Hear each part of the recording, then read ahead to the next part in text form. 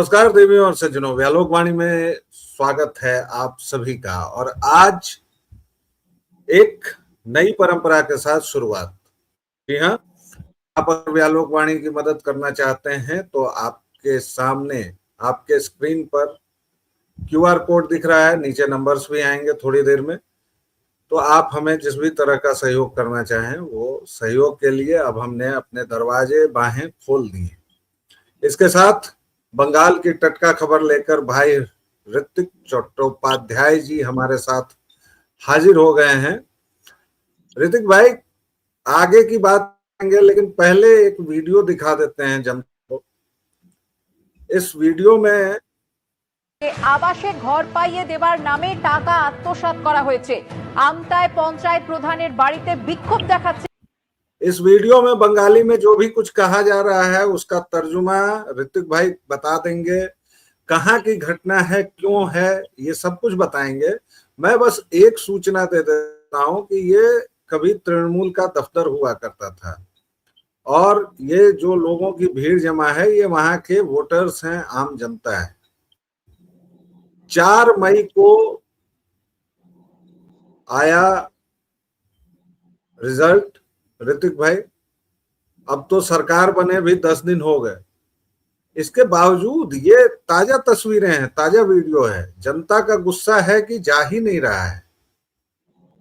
क्या मामला चल रहा है ये?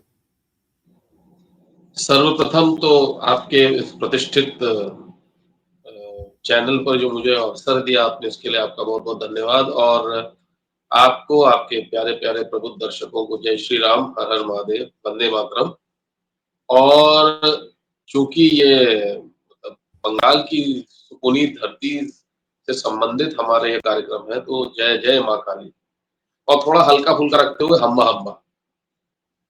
तो ये मामला जो है, ये आमता नाम की एक जगह है हावड़ा में, यहाँ पे तृणमूल का दफ्तर था। ये भाई साहब लोग हर घर से 1500 रुपए वसूल कर रहे थे आवास योजना के लिए, और 15,000 रुपए वसूल कर रहे थे आवास योजना के लिए, और 4,000 रुपए वसूल कर रहे थे वो जो रोजगार का जो कार्ड बनता है 100 दिनों का, उसके लिए। इसके अलावा तो पब्लिक का गुस्सा मतलब एकदम चरमोत्कर्ष पर पहुंच गया, तो उन्होंने जाके रेल दिया, इन लोगों को तोड़ ताड़ दिया उनके पूरे ऑफिस को। ये अक्सर विपक्षी जो है ना, ये कहते हैं कि नेपाल होना चाहिए, बांग्लादेश होना चाहिए। वो एक है वो गंजा, अखंड गंजा संगीतकार, वो बदलानी पता नहीं कौन, वो उकसा रहे जेनजी को। मैं बार बार मना कर रहा हूँ कि भैया इस तरह के काम मत करो, न पब्लिक बंगालियों से ही मतलब प्रेरित होकर पूरे देश में आपको पीटने लगेगी। अभी आप हरियाणा देखिए, जहां का दम भरते थे ये लोग, ये बड़ी पार्टी वाले, वहां पर थोड़ा विषयांतर करते हुए मैं फिर वापस बंगाल में आ रहा हूँ। वहां पर आपके महानगर पालिका के चुनाव थे, उन महानगर पालिकाओं के चुनाव में से भी बड़ी पार्टी पूरी तरह से साफ हो गई। एक वार्ड जीते हैं, वो भी एक निर्दलीय जीता है। तो यानी इन लोगों का हाल क्या है? पब्लिक इनको जहां देख रही है वहां रेल रही है, जूते से मार रही है, चप्पल से मार। गुजरात में भी यही हो रहा है, महाराष्ट्र में भी यही हो रहा है, दिल्ली में भी दौड़ाए गए ये लोग। क्या चाहते क्या है ये लोग? अच्छा, आपने रेल रही है कहा ना? हाँ, रेल रही है। रेल रही। अच्छा, मुझे लगा कि आप हर्राफा खानम से प्रभावित होकर कुछ और बोल रहे हैं कि पब्लिक कुछ और कर रही है। चलिए, कोई बात नहीं। एक और वीडियो बीच में दिखा देता हूं ताकि आपको व्याख्या करने में आसानी हो और दर्शक भी ये समझ सकें कि जनता का गुस्सा जो है वो क्यों इतना खदक रहा है, क्यों अभी भी 10 दिन बीत चुके हैं लगभग नई सरकार को बने हुए। सरकार ठीक से काम भी करने लगी, सारा कुछ हो गया, लेकिन जनता का गुस्सा इतना कहां से आ रहा है? ये है कारण। और ये हमने साभार लिया है, कोई टीवी चैनल है, रिपब्लिक है शायद, और ये विधाननगर है। और यहीं से दर्शकों श्रोताओं आपको याद होगा, हमने एक तालाब के किनारे किया था वीडियो, व्यालोक वाणी पर भी आया था और प्रारंभ पर भी आया था। अब ये कहना चाह रहा हूँ कि ये टीएमसी का दफ्तर है विधाननगर का, और वहां से देखिए आधार कार्ड की पूरी भीड़ है। और बाकी व्याख्या तो आपको, क्योंकि बंगाली है तो वो ऋतिक भाई ही करेंगे। ऋतिक भाई, ओवर टू यू। সাধারণ মানুষ যাদের জমি নেওয়া হয়েছে জোর করে विधाननगर में जो टीएमसी आधार कार्ड बरामद हुए, दलील बरामद हुई। आप सोचिए, जमीन के कागजात तक बरामद किए गए। ये मतलब क्या करने वाले थे ये तो कुछ भी नहीं है। अभी आपने देखा होगा वो भवानीपुर वाले इलाके में, न्यू टाउन में, आपके उधर हावड़ा में छत से 10 देसी बम मिले, छड़े मिली, मैशेट यानी वो क्या कहते हैं हसिया मिला, सफेद साड़ी के मतलब वो मिले, थान मिले। सोचिए इन लोगों के प्लान क्या थे। ये देखिए, जैसे जब कोई व्यक्ति का देहावसान हो जाता है तो कहीं पर बोला जाता है राम नाम सत्य है, कहीं पर बोला जाता है, जैसे महाराष्ट्र में बोला जाता है या दूसरी जगह पे बोला जाता है राम बोलो भाई राम। तो इस तरह की चीजें बोली जाती है। हमारे यहाँ पर बंगाल में ये बोला जाता है बोलो होरी होरी बोल। इन लोगों ने 4 तारीख से पहले लोगों के घर पर सफेद कपड़ा टांग के इनको चिट्ठी में लिख के दिया, तुम ही बोलो होरी, आमरा बोली होरी बोल। और महिलाओं को, विधवाओं को, मतलब ये पिशाच नहीं है तो क्या है? ये मनुष्य है। मैंने बुरे से बुरे लोगों को देखा है। मैंने अपने दौर में, क्योंकि मैं उत्तर प्रदेश में रहा हूं, माफियाओं को देखा, तीक के बारे में सुना है, मुख्तार के बारे में सुना है, ये क्या कहते हैं वो विकास दुबे के बारे में सुना, और भी है, श्री प्रकाश शुक्ला के बारे में सुना है। लेकिन कोई इतने नीचे ये लोग इस तरह का काम करते हैं लोग। और अभी तो भाईपो, अभी तो वो फरार चल रहा है। उसके ऊपर भी एफआईआर हो गई है कि अमित शाह जी को जो उसने जो जिस तरह की एक बात के हो तो दिखना। भाई तुम्हारे डॉक्यूमेंट साथ लगे हैं, तुम्हारी वाइफ के और तुम्हारी वाइफ के तो 2 बाप है। एक ओआईसी डॉक्यूमेंट में अलग नाम है, पैन कार्ड उसके बाप का नाम क्या 2 बाप? 2 बाप? हाँ? किसके 2 बाप? अरे उसके वो भाईपो की जो पत्नी है ना उसके, क्योंकि उसके ओआईसी कार्ड में उसके बाप का नाम अलग है, बिल्कुल अलग, एकदम डिफरेंट, और पैन कार्ड में उसके बाप का नाम अलग है। तो अगर दो अलग अलग ना, तो 2 बाप हुए ना। हाँ बिल्कुल अलग हुए। हाँ। और ये जो भाईपो है, इसके बाप का तो पता नहीं है। ये तो खुद दिलीप घोष कहते हैं तोड़ कटा बाप। ये भाई साहब, वो फोटो भी मैंने आपके साथ शेयर किया था। ये ऐसा मतलब आलू टिंडी जैसा लगता था पहले एक जमाने में। ये बारीक भिंडी कैसे बना? क्या फूकता है ये? और उसके बाद फूक के फिर वो बोनट पे चढ़कर वो नाचता है। अच्छा ऋतिक भाई, हम लोग लगातार निगेटिव बातें करते रहते हैं। अच्छी बातें बताइए जो सरकार ने अभी पिछले 24 घंटे 12 घंटे में की है। एक तो अभिषेक बनर्जी पर एफआईआर हो गई है, स्विमिंग पूल वाले पकड़े गए हैं, तमाम हैं, ये सारी चीजें बताइए जी। कल देर रात में, मतलब आज लग गया था, तब तक मतलब 1-1:30 बजे की बात है मेरे ख्याल से, हावड़ा के आसपास के इलाकों से इलीगल जितने हॉकिंग जोन थे सब हटा दिए बुलडोजर से। वो सब बांग्लादेशियों के थे।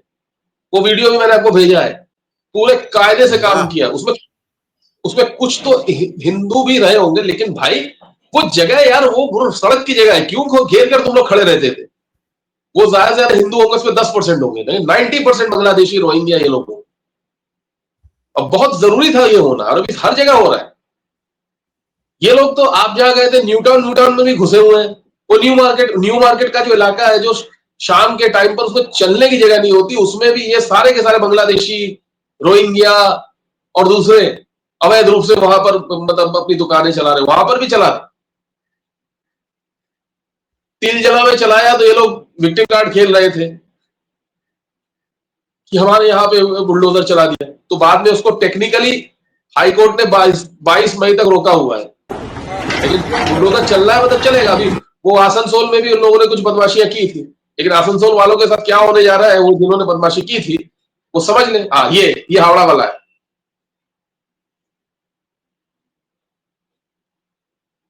जी जी, आप बोलते रहे, मैंने भाई इसको म्यूट कर रखा है जी। पूरा साफ कर दिया गया हावड़ा के आसपास। कोलकाता में जैसे कोलकाता स्टेशन एक है वहां पे कोलकाता में, उधर का साफ कर दिया, कोलकाता चितपुर जिसको बोलते हैं, एक और कोलकाता शालीमार उधर का साफ किया। सियालदा वाला इलाका साफ होगा बहुत जल्दी, आप देखेंगे, आप हैरान हो जाएंगे। तो हावड़ा अगर साफ कर दिया तो कोलकाता वो सियालदा का भी साफ करेंगे। बर्धमान भी साफ हो गया है, बर्धमान को भी साफ साफ किया है। और साफ किया। दर्शकों, एक चीज मैं आपको बड़ी मजेदार बताता हूं, चूंकि मैं तो बाहरी एलिमेंट होकर गया था बंगाल।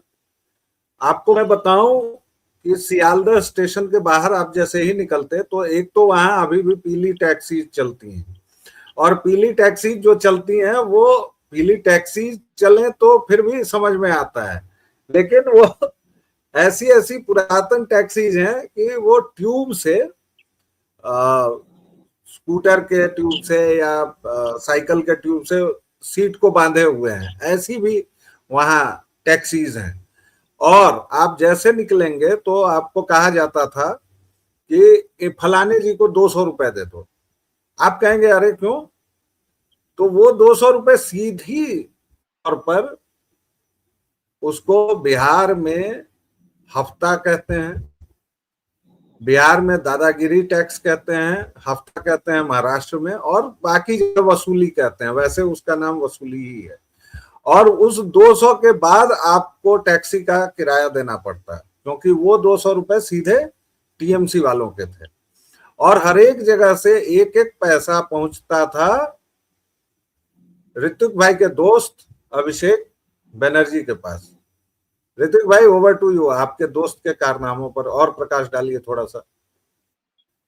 अरे वो जो अब वो इलीगल जो पार्किंग लॉट बनाया हुआ था, वो कैमैक स्ट्रीट में वो उसका ऑफिस है, वहां पर जाता था 50 रुपए 100 रुपए, टू व्हीलर का 50 रुपए था और 100 रुपए फोर व्हीलर का था।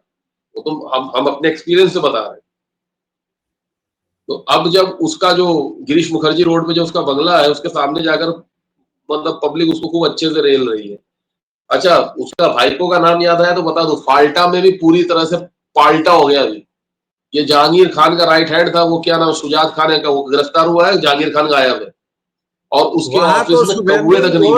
वहां तो शुभेंदु अधिकारी चीफ मिनिस्टर खुद पहुंच गए और पुष्पा पुष्पा खोज रहे हैं। वो तो अद्भुत किए हुए हैं, वो तो हेमंत से भी आगे निकल गए हैं। वो वहां पे जीतने नहीं देंगे। जो डायमंड हार्बर मॉडल था ना, ये सबसे बड़ी खबर है, ये सबसे बड़ी खुशखबरी है। उन्होंने बोला ना 1 लाख वोट से अब मुझे मार्जिन चाहिए। वो अब की बार तो अगर तृणमूल का कोई बंदा खड़ा हुआ ना लोकसभा चुनाव में, कि अभिषेक बनर्जी पिछली बार 7.5 लाख वोट से जीता था, इस बार उसके तन के कपड़े उतर जाएंगे। कैसे जीता था, क्यों जीता था, सब पता चल रहा है। तन के कपड़े उतर जाएंगे इनके, ये सब साफ हो जाएंगे। ये सीपीएम हो, ये कांग्रेस हो, ये आपके तृणमूल हो, सब निकले तो एक ही जगह से है ना। और आप बोल रहे थे जनता इतना ज्यादा उग्र क्यों है? जनता इसलिए उग्र है कि ये जो 70-80 साल से जो इनके ऊपर अत्याचार हुआ है, उस चीज को अभी, अरे भयंकर भयंकर मेल्ट डाउन चल रहा है लोग। पहले मतलब जो सरकारी एम्प्लॉय रहे हैं, बहुत सारे हैं ऐसे, उनके बच्चों को गाने वाने सिखाने के लिए मैं जाता हूँ, मैं देखता हूँ, हम लोगों के साथ काम करता हूँ, उनके बेटों के साथ मैं देखता हूँ, 82 83 साल की उम्र हो गई है, भर भर के इस सरकार को गालियां देते हैं, सब खराब कर दिया, क्योंकि खाने को नहीं मिल रहा। इनके दौर में सब कलकत्ता से आते हैं। जब से बंगाल का ये इलेक्शन का रिजल्ट आया है, इतना तमिलनाडु को लेकर इन लोगों को नहीं है, या केरल को, बंगाल का जो हुआ है ना, इन लोगों की धज्जियां हो गई। क्योंकि 1998 से लेकर 2019 तक एक संस्थान है, सेंट्रल एडमिनिस्ट्रेटिव ट्राइब्यूनल, सीएटी। कोई भी सरकार रहती थी, उसकी फाइनेंस मिनिस्ट्री अगर किसी सरकारी कर्मचारी के खिलाफ कार्रवाई करती थी तो इस सीएटी में पहुंच जाता था और वहां से वो कार्रवाई रुकवा देता था, बाद में कोर्ट से भी रुक जाती। 2019 के बाद जब सरकार ने वहां के 2 बड़े जुडिशियल ऑफिसर्स को बर्खास्त किया, उसके बाद से अब सीएटी बिल्कुल ट्रांसपेरेंट हो गया। और जिस तरह से एजेंसीज काम कर रही है, एक जमाने में उसी सीआईडी को बोला था ना पिंजरे का तोता, रंजीत सिन्हा के टाइम पे, आज वही सीआईडी देखिए, सीबीआई किस तरह से काम कर रही है। ये पीए के चंद्रनाथ रथ के केस में देखिए कितनी त्वरित गति से कार्रवाई चल रही है। ये आज से 10 साल पहले आप एक्सपेक्ट कर सकते थे? नहीं कर सकते। तो ये जो हमारी जो गंगा मैया है, खासकर जो राजनीति की गंगोत्री है, इसमें इतनी गंदगी पहुंच गई है, इसको साफ करने में बहुत सारे मतलब वाटर ट्रीटमेंट प्लांट लगाने पड़ेंगे आप, और उनमें से कुछ वाटर ट्रीटमेंट प्लांट छोटे-छोटे हैं, जैसे हम और आप। हमें अपने विचारों से इसको पवित्र करना पड़ेगा, हमें लोगों को जगाना पड़ेगा।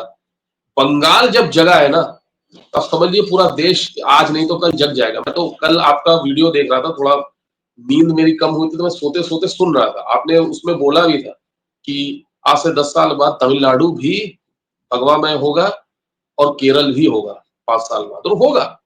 जिस तरह से केरल में जो चल रहा है वही एक्शन रिप्ले चल रहा है जो बंगाल में चल रहा था 2021 के बाद। तो आप समझ लीजिए। और बंगाल में टीएमसी थी, वहां तो मुस्लिम लीग है। टीएमसी तो फिर भी किसी आवरण में होती है, मुस्लिम लीग के पास तो कोई आवरण नहीं है, कुछ नहीं होता है, वो तो होती है बस। नहीं तो ये देखिएगा ना, वो देखिए ना, वहां पर भी लोग जागेंगे। और दूसरी चीज ये है कि आपने ये मुस्लिम लीग का नाम लिया, बिल्कुल आइडेंटिकल जो है ना अभी हमारे देश में, जैसे मुस्लिम लीग 1920-21 में जैसे दंगे हुए थे कोलकाता में, मुस्लिम लीग नहीं और मुसलमानों ने ही करवाया था, वैसे 20-21 में 2020-21 में कोलकाता में पोस्टपोन वायलेंस हुआ, 24 में हुआ, 1924 में भी वायलेंस हुआ था, 26 में फिर क्या कहते हैं हिंदुओं का पोलराइजेशन हुआ। प्रॉब्लम खाली ये है कि 100 साल पहले इनके लिए, मुस्लिम्स के लिए, हिंदू इस तरह से जागृत और एक तरफ एकीकृत नहीं हो रहा।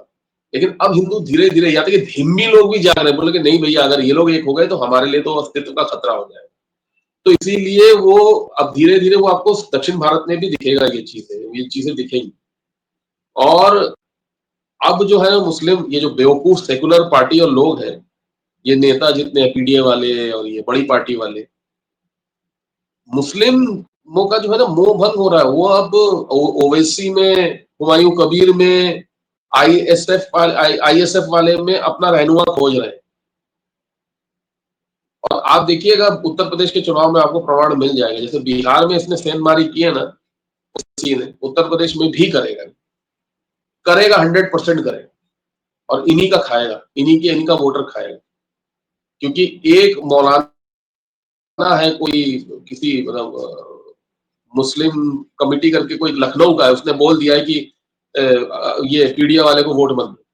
भाई इन लोगों का ऐलान बहुत लोकप्रिय मौलाना है, और इन लोगों का ऐलान कितनी दूर तक जाता है सब पता है। तो ये सही है कि ये चुनाव है, लोगों को समझ में नहीं आता, जो बेवकूफ सेकुलर धिम्मी हिंदू है उनको समझ में नहीं आता है कि चुनाव जो है वो हमेशा हिंदू मुस्लिम पर ही होना चाहिए। क्योंकि ये जो ये खैराती जो कलियर जो है, वो लोग तो 364 दिन तो हिंदू मुस्लिम करते रहते हैं। जिस दिन चुनाव होता है उस दिन बोलते हैं नहीं नहीं नहीं हिंदू मुस्लिम मत करो। बिल्कुल चुनाव हिंदू मुस्लिम पे टोटल पोलराइजेशन पे होना चाहिए, तभी फायदा होगा, तभी इस तरह के परिणाम आएंगे। 2024 में ये नहीं हुआ था बोल के इतनी सीटें कम हो गई।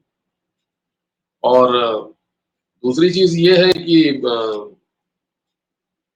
अभी देखिए हम लोग जो कहते हैं ना 16 का झोला झाप मीडिया, न्यूज 18 के कारनामे देखे आपने? खुद मोदी जी को आकर उसको डिबंक करना पड़ा उनके फेक न्यूज को। ये लोग ऐसे हैं, किस पर भरोसा करेंगे? इन लोगों पर तो 2 पैसे का भरोसा नहीं किया जा सकता। इन लोगों का भी असल में इनके चेहरे से भी नकाब उतर गया बंगाल का चुनाव का परिणाम आने के बाद। इनसे बर्दाश्त नहीं हो रहा है। तो ये कुछ खबरें हैं। और बाकी मैंने वो आसाम का भी आपके साथ शेयर किया था कि वहां पे भी अब्दुल भाई है जिन्होंने पानी वानी बंद कर दिया था, तो पूरे खेत में पानी पानी हो गया। फिर बाद में लोग पहुंचे और वहां का प्रशासन शासन ने उसका संज्ञान लिया और उनके घर पर बुलडोजर लेकर पहुंच गए, बाद में गिड़गिड़ाने लगे। रेखा पात्रा ने बांग्लादेश बॉर्डर जा रहे हमारे गौवंशों को और गौ माताओं को बचाया और उनके रहने खाने का बंदोबस्त किया। तो ये परिवर्तन आ रहा है। और परिवर्तन की इसी बात को मैं खत्म करूंगा एक और धांसू खबर देकर। अभी इन्होंने रेखा पात्र का नाम लिया। रेखा पात्र कौन है? वो उन 3 महिलाओं में से एक हैं जिनको टिकट दिए जाने की वजह से भाजपा के सारे अपराध माफ कर दिए जाने चाहिए बंगाल में, क्योंकि उन्होंने आरजी कर की पीड़िता की माताजी को दिया। ये रेखा पात्र वही हैं, संदेश खाली की हैं, और जो संदेश की पीड़िताओं के लिए लड़ रही हैं लगातार, और एक घरों में काम करने वाली, उनको टिकट दिया था। तो रेखा पात्रा जी ने जो गोश की रक्षा की, आपको पता है 1950 ईस्वी से एक कानून लागू था इस देश में दुधारू पशुओं को लेकर। सीधे सीधे गो हत्या पर प्रतिबंध नहीं था, लेकिन वो कानून लागू है। और आपको पता है पश्चिम बंगाल में आज तक वो लागू नहीं हुआ था। आज तक न कांग्रेस की किसी सरकार ने लागू किया, न कम्युनिस्टों ने किया, न तृणमूल ने किया। पहली बार भारत का कोई कानून पहली बार भारत के राज्य बंगाल में लागू हुआ। और मुझे ये नहीं समझ में आता है कि सबसे ज्यादा अगर विभाजन का दंश किसी एक राज्य ने झेला होगा तो मुझे लगता है कि वो बंगाल और पंजाब, इन्हीं दोनों ने, यहीं के हिंदुओं ने। और बंगाली भी उतना ही बड़ा हिंदू धिम्मी, और पंजाबी भी उतना ही बड़ा धिम्मी हिंदू। ये क्या रहस्य है, इस पर भी सोचिएगा दर्शकों श्रोताओं। व्यालोक वाणी पर अपना स्नेह बनाए रखिए। सहयोग जिस तरह भी करना चाहें, आपके पास QR कोड नंबर है, सब कुछ है, तो आप अपना सहयोग हमें दें, इसी आशा के साथ। और अब हम लोग और भी रेगुलर बनाएंगे, थोड़ी सी इसकी क्वालिटी और सुधारेंगे। इन्हीं तमाम बातों के साथ फिलहाल एक छोटा सा विराम, और फिर मिलेंगे। तब तक के लिए जय जय सिया राम। जय श्री राम।